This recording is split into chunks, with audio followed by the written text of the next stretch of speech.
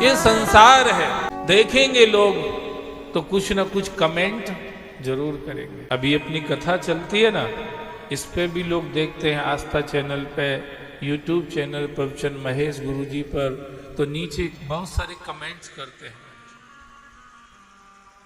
Message में comments आते हैं बहुत सारे। अब उसमें कुछ अच्छे भी होते, कुछ लोग ऐसे भी कर देते हैं, गंदे संदे कमेंट्स भी कर देते हैं, गाली गलौज तक के कमेंट्स कर देते हैं लोग उसमें। अब बताइए, अगर उनके कमेंट्स देखें तो अपन को कथा बंद करना पड़ेगी पर फिर भी अभी स्थिति ठीक चल रही है। निगेटिव कमेंट्स करने वाले की संख्या फिलहाल कम है, अच्छे कमेंट्स करने वाले लोग ज्यादा हैं। पर कुछ तो लोग कहेंगे, आप कितना ही अच्छा कर लो उस पे भी कुछ लोग निगेटिव। कल हमसे एक सज्जन फोन पे बात कर रहे हैं, सब कथा वाले लोग लूटने में लगे हैं।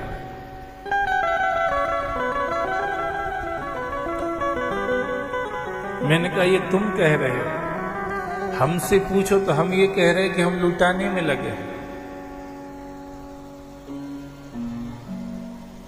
कैसे? दिन भर तो मांगते रहते हो तुम लोग। हमने कहा हम 100 मांग, अगर हमारे मांगने से 100 मिलते हैं तो हम उसमें 100 और मिला के दिन भर में 200 खर्च कर देते हैं।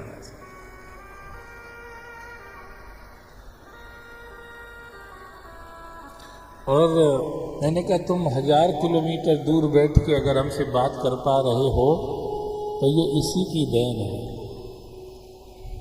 मैं 2 लाख रुपए रोज खर्च करता हूँ कथा चलाने के लिए, तब आप लोगों तक पहुँचता हूँ।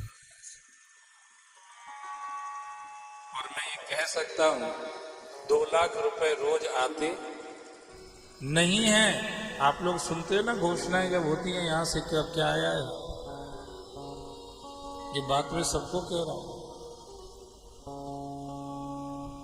तुम कहते हो कि लूट रहे हो, हम कह रहे हैं हम लुटा रहे हैं।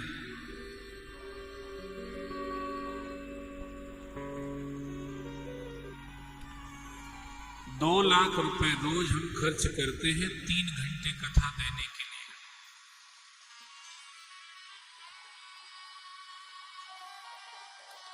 तब आप तक पहुंच पाते हैं, तब आपकी भावनाओं को हम कुछ दे पाते हैं, तब आपके विचारों को, तब आपके जीवन में हम कुछ सकारात्मकता ला पाते हैं। और मुझे ऐसा लगता है किसी इंसान के जीवन में सकारात्मकता का एक बार भाव पैदा कर दिया जाए, करोड़ों रुपए भी उस पर न्यौछावर हो जाएं तो कोई बड़ी बात नहीं है, क्योंकि वो अब अपने जीवन की यात्रा को अच्छे से चला सकता है।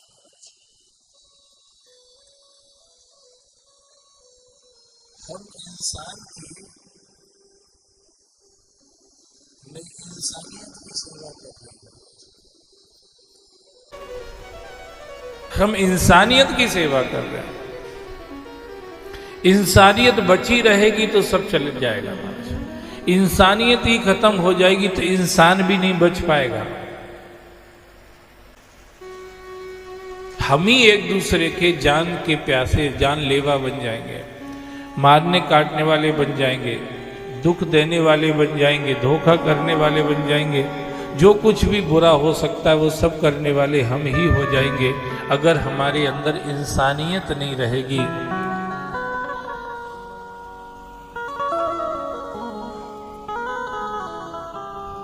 इंसानियत बची रहेगी तो इंसान बने रहेंगे, इंसानियत नहीं रहेगी तो इंसान नहीं रह पाएंगे।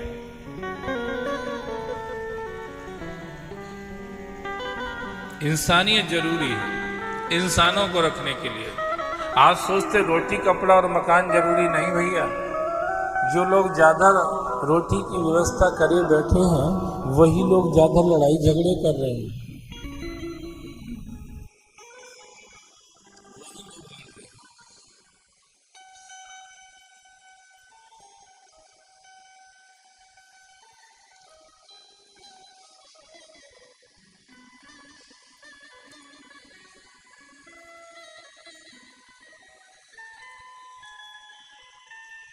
विचार क्रांति, विचार वैचारिक शोध है, विचारों का संशोधन, आचार विचार और व्यवहार का शुद्धिकरण, ये सत्संग का प्रसाद है।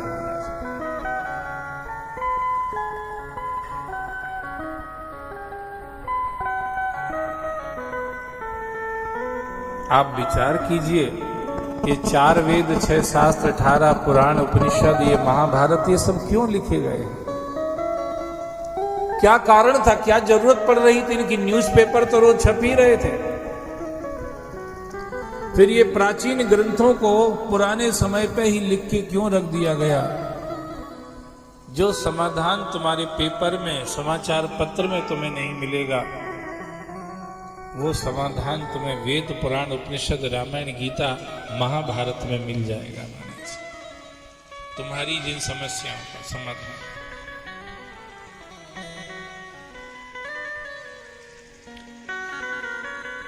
नयन बिन देखा, उस परमात्मा की आंख दिखती नहीं है, देखती है महाराज। इतनी विशाल है वो आंख, सब कुछ उसको नजर आता रहता है। पर उसकी एक विशेषता है, देखती सब कुछ है, पर अशुभ को नजरअंदाज करती है, शुभ को काउंट करती है। जो हम लोग गलत करते हैं उसको नजरअंदाज कर देता है परमात्मा, और जो हमसे अच्छा बन जाता है उसको वो गिनती में ले लेता है महाराज, उसको गिनती में ले लेता है। उसके उस कुछ अच्छा बन गया, उसको आधार बना करके वो हमारा कल्याण कर देता है। हमने सुना है नाथ केवट को तारा, केवट को तारा प्रभु पार उतारा। ऐसा केवट ने क्या कर दिया था जो भगवान ने उसको उसका उद्धार ही कर दिया? बड़े बड़े ऋषि मुनि, योगी, यति, ज्ञानी, ध्यानी गुफाओं में, कंदराओं में, पर्वतों की शिखरों पर बैठ करके अनंत काल से भजन कर रहे थे। उनको जो नहीं मिला वो नाव चलाने वाले केवट को मिल गया। तो कारण क्या हो गया था भैया? क्या क्या कर दिया था उसने? अरे नौका का करके बहाना, एक बार, सिर्फ एक बार भगवान को नौका में बिठा के गंगा के पार कर दिया था। वो केवट हजारों, लाखों, करोड़ों लोगों को उसी नौका में बिठा करके गंगा के पार कर चुका था, पर स्वयं भव सागर में ही पड़ा हुआ था। उसी केवट ने एक बार भगवान को अपनी नौका में बिठा करके जब गंगा के पार किया, तो एक बार की वो सेवा से ही भगवान ने उसको भव सागर के पार